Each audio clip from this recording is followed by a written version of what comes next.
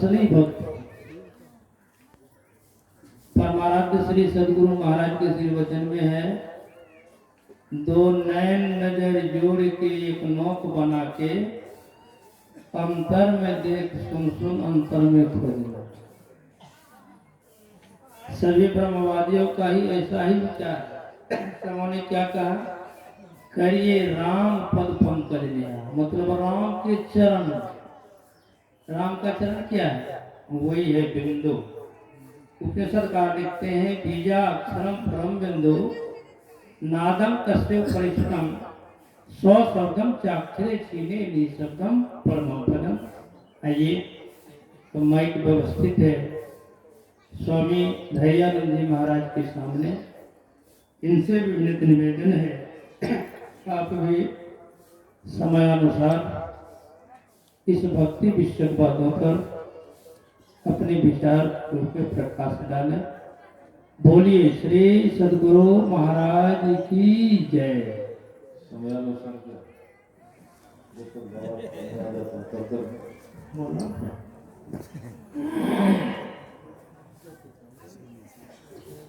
श्री सदगुरु महाराज की जय। श्री सदगुरु महाराज की जय। संत श्री साई स्वामी जी महाराज की जय। मंगल मूर्ति सतगुरु मिलव सर्वाधार। मंगल मंगल करम मिलवा बारंबार। ज्ञान उदधि अरु ज्ञान घन सतगुरु शंकर रूप। नमो नमो बहुबारही सकल सुखो जन भूप। अव्यक्त रूप में परमाराध्य संत सदगुरु महाराज जी के परम पवित्र श्री चरणों में कोटि सह नमन। उनके ही परम पवित्र हृदय ब्रह्मर्षि संत श्री साई स्वामी जी महाराज के परम पवित्र श्री चरणों में बारंबार नमन। उनके ही विशेष कृपा पात्र परम पूज्य महर्षि स्वामी चतुरानंद जी महाराज के परम पवित्र श्री चरणों में बारंबार नमन, जो अपने आवास में अवस्थित हैं। मंच पर विराजमान सर्वशक्तिमान सम्माननीय साधु महात्मागण, सम्माननीय भागलपुर जिला संतमत सत्संग समिति के पदाधिकारीगण, नवगछिया मंडलीय संतमत सत्संग के समितिगण, सम्माननीय धर्म प्रेमी सज्जनों, परम आदरणीय माताओं एवं भक्तिमती बहनों, सबों को मैं अपना प्रणाम निवेदित करता हूँ। श्री सदगुरु महाराज की जय। विद्वानों का कहना है, विद्वानों का या बुद्धिमानों का कहना है कि काम करने के पहले, क्योंकि हम सब लोग काम करने वाले हैं, तो किसी भी काम को करते हैं तो करने के पहले कहा कि खूब अच्छी तरह सोचना चाहिए, विचार करना चाहिए, सोच विचार करके समझ लेना चाहिए, और समझ करके तब उस काम को जो करता है तो यह उसकी बुद्धिमता कहलाती है, बुद्धिमानी। और काम को करते चले जा रहे हैं, सोचते भी जा रहे हैं कि काम जो मैं करने जा रहा हूं तो इस काम के करने से हानि होगी या लाभ होगा, यह उसकी सावधानी यानी सतर्कता कहलाती है। और सोचे विचारे बुझे समझे कुछ नहीं, काम करने लग गए, काम संजोग से बिगड़ जाता है तो पश्चाताप करने लगते हैं, हानि हो जाती है, दुख होने लगता है, पश्चाताप करने लग जाते हैं। इसलिए कहा कि खूब सोच समझ करके किसी भी काम को करता है तो सोच समझ करके करना चाहिए। लिखा है गिरधर जी महाराज ने कि बिना विचारे जो करे सोच पीछे सकता है, काम बिगाड़े अपनो, जग में होत हंसाए, जग में होत हंसाए, चित्त में चैन न आवे, खान पान अनुराग रंग कछु मन नहीं भावे, कह गिरधर कबीरा करम गति करे न टारे। इसलिए कहावत है, अग्र सोची सदा सुखी, सोचना चाहिए। इसलिए इस सृष्टि के सिरमौर शब्द और विकसित प्राणी हम मानव हैं, सोचने की शक्ति परमात्मा ने दिया है। एक कहानी है, जिस कहानी को मैंने कई बार सुना हूं। हमारे जो आराध्य देव, मैंने जिनसे दीक्षा लिया है, सदगुरु साई स्वामी जी महाराज से मैंने कितने बार कहानी सुना। कहानी इस प्रकार है कि जंगल में एक शेर रहता था, लेकिन वह कई दिनों से भूखा था। शिकार के लिए वह निकलता, पर शिकार मिलता नहीं। एक दिन क्या होता है कि जब शिकार से लौटा, कुछ मिला नहीं, तो चलते चलते रास्ते में देखा एक बील। सोचा इस बील में तो रहने वाला प्राणी होगा, उसमें प्रवेश कर गया, प्राणी होगा तो खाऊंगा। वह बील था सियार के रहने का, सियार रहता था। सियार भी शिकार के लिए निकला हुआ था, घुसा उसमें, भूखा से मिला नहीं, सियार था नहीं। सोचता है कि आएगा तो जरूर, उसका जब रहने का घर है तो आएगा ही, आएगा तो बस मुझे आहार मिलेगा, शिकार हो जाएगा। यह सोच करके वह भूखा सिंह उसमें बैठा रहा। थोड़ी देर के बाद सियार भी आ जाता है। सियार आता है, देखता है कि बिल में वह भूखा शेर के पैर का पद चिन्ह है, अंदर जाने का, पर लौटने का नहीं है। तो पता चलेगा कैसे?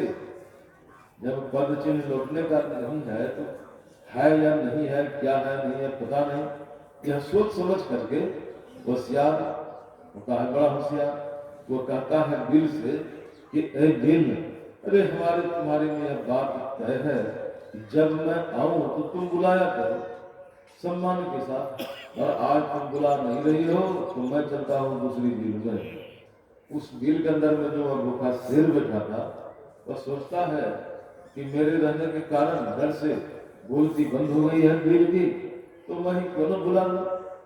बिल के अंदर से वह भूखा शेर कहता है, आओ सियार भाई चले आओ, तुम्हारा बहुत बड़ा सम्मान होगा, स्वागत होगा, चले आओ। सियार कहता है कि इस जंगल में रहते रहते बूढ़ा होने चला हूं, बिल को आज तक न बोलते देखा है, न कान से सुना, न बोलते देखा है। अवश्य दाल में काला है जो वह भूखा शेर इस बिल के अंदर बैठा है। कहने का मतलब इस एक सियार जानवर था, छोटा सा जानवर, और उसमें देखिए कितना ज्ञान। वह सोचा समझा, सोच समझ करके कहता है, ए बिल, अरे हमारी तुम्हारी में यह बात है कि जब मैं आऊं तो तुम बुलाया करो, आज नहीं बुला रही हो तो मैं चलता हूँ दूसरी बिल में। यदि वह ऐसा नहीं कहता, ऐसा नहीं करता, उसके रहने का वह बिल घर उसमें चला जाता, तो क्या होता, कैसा स्वागत सम्मान होता उस सियार का। तो सियारे समझता, मतलब कह देता है कि हम सब लोग विवेकशील प्राणी है, तो हम सब लोगों को भी सोच समझ करके काम को करना चाहिए। यो तो संत कबीर साहब ने लिखा है कि डर करनी, डर परम गुरु, डर पारस दर्शन, डरत है सो उग्रेगा फिर खलमान। अब प्रश्न है कि डर किस चीज का?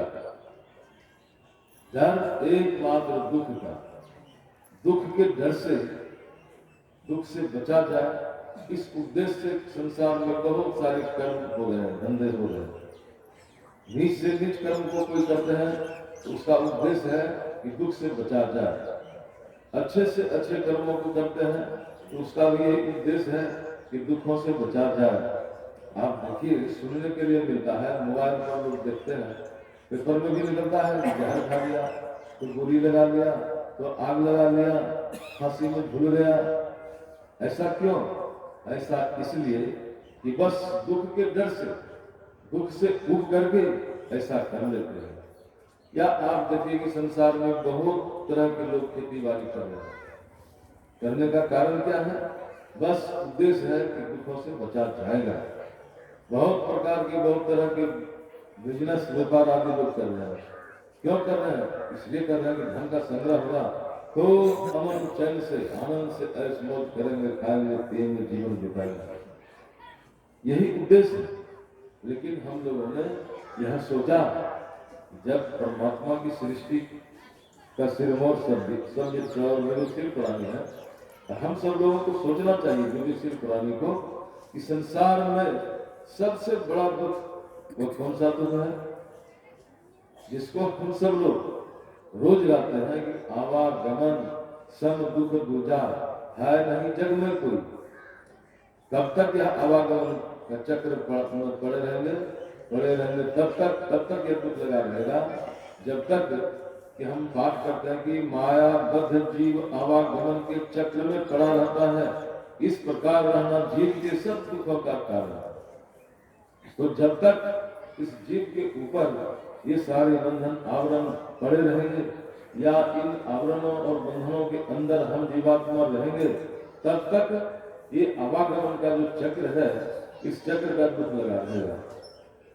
इसलिए कहा कि भक्ति करो, भक्ति करो। गोस्वामी तुलसीदास जी महाराज ने लिखा है, राग का पति कोरस उगहि, तारा घर समुदाय, सकल गिरन दब लाइए, बिनु रवि रात न जाए। ऐसे ही बिनु हरि भजन खगेसा, मिटहि न जीवन गिर कलेसा। कहा, लिखे हैं गोस्वामी जी, लेकिन काग भूषुंडी और गरुड़ का संवाद है। तो काग भूषुंडी जी महाराज ने कहा कि गरुड़ जी, संसार में बहुत पहाड़ पर्वत हैं, सभी पहाड़ों में, पर्वतों में आग लगा दी जाए। बहुत सारे जंगल हैं, जंगलों में आग लगा दी जाए। आकाश में रात के समय झुंड के झुंड सारे तारेगण उग जाए, 16 कलाओं से युक्त होकर के चंद्रमा भी उग जाए, प्रकाश बहुत होगा, बहुत प्रकाश होगा। तो क्या बहुत प्रकाश होने पर रात्रि का जाना होगा, रात चली जाएगी? कहा नहीं, रात्रि का जाना तो होगा तब जब सूर्य का उदय होगा।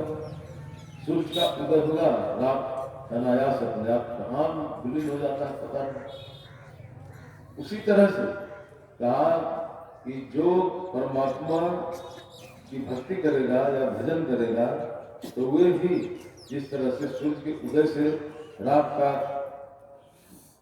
चला जाना होता है, तो जो भक्ति भजन करेगा, तो उसी तरह से दुख का चला जाना हो जाएगा, यानी दुखों से वह छूट जाएगा, दुखों से छूट जाएगा। तो इसलिए कहा कि भक्ति करनी चाहिए, भक्ति करनी चाहिए। सद्गुरु महाराज ने कहा कि संसार में कोई भी मनुष्य है, ऊंची जाति के या छोटी जाति के, गोरे हैं कि काले हैं, नाटे हैं, लंबे हैं, मोटे हैं, पतले हैं, अंधे हैं, काले हैं, जैसे भी हैं, है तो मानव, नर है या नारी, तो सद्गुरु महाराज ने कहा कि सबके सब भक्ति के अधिकारी, सब लोग भक्ति कर सकते हैं, भक्ति कर सकते हैं। तो भक्ति का शाब्दिक अर्थ होता है सेवा। भक्ति का शाब्दिक अर्थ होता है सेवा। तो सेवा उस कर्म को कहते हैं कि जिस कर्म के करने से किसी को सुख लग जाता हो। जैसे कोई प्यासा है तो पानी पिला दिए, प्यास का दुख चला गया, सुख लग गया, तो सेवा होगी।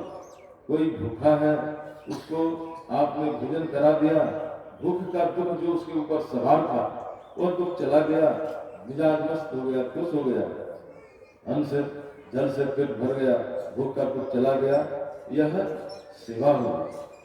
कोई निर्वस्त्र है, जाड़े का समय है, बेचारे ठंड में से ठुठरा रहे हैं, हिल रहा है शरीर ठंड से, और उसको आपने कपड़े वस्त्र दे दिए, उस कपड़े वस्त्र से उसको सुख लगा, ठंडा का चला जाना हुआ, तो यह उसके लिए सेवा हुआ। कहते हैं कि किसी को सुख लगता है कब, किसी को सुख लगता है तब, जब सुख लगता है तब जब उसको वह चीज मिल जाती है, जिसको वह चीज मिल जाती है तो उसको सुख लगता है। कौन सी चीज? अरे जिस चीज को वह चाहता है, जिस चीज को हम चाहते हैं, प्यासा ने पानी को चाहा, पानी मिल गया, भूखा ने अन्न चाहा, भोजन चाहा, मिल गया, सुख लग गया। तो जो जिस चीज को चाहता है वह चीज जब मिल जाती है तो उसको सुख लगता है। महाभारत की लड़ाई चल रही थी। 10वें दिन की लड़ाई में अर्जुन ने इतने बाण चलाए भीष्म पितामह के ऊपर। भीष्म पितामह गंगा पुत्र थे और अखंड बाल ब्रह्मचारी थे। तो 10वें दिन की लड़ाई में अर्जुन भीष्म पितामह के पोता था। तो इतना बाण चलाया कि उनके शरीर के कोई भी भाग को इनसे अधिक खाली नहीं था। कहते हैं कि भीष्म पितामह गिर गए, बाणों पर शरीर उनका जम गया, लड़ाई बंद हो गई। कौरव पांडव घेर करके खड़े हो गए और भगवान श्री कृष्ण भी उसमें थे। तो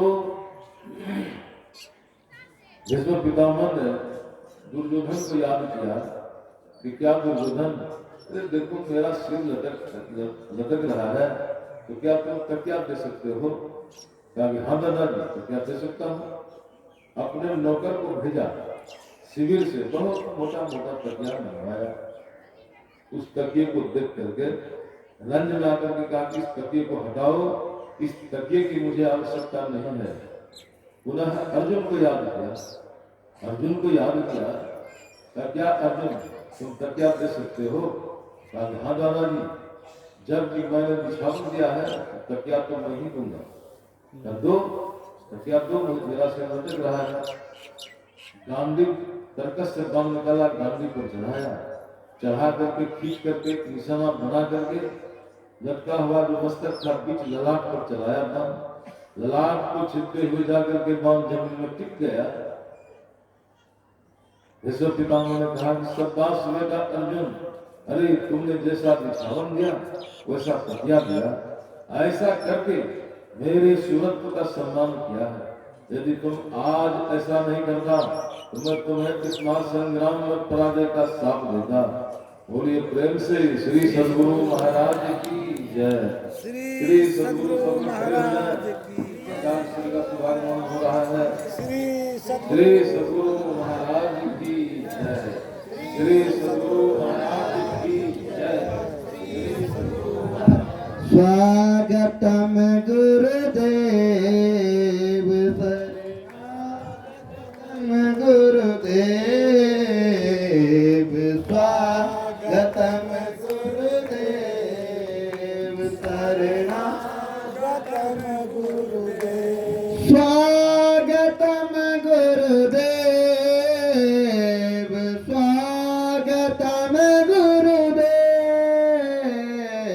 स्वागतम गुरुदेव, शरणागतम गुरुदेव। गुरुदेव तुम्हारी जय जय हो, गुरुदेव तुम्हारी जय जय हो। श्री सद्गुरु महाराज की जय। श्री सद्गुरु महाराज की जय।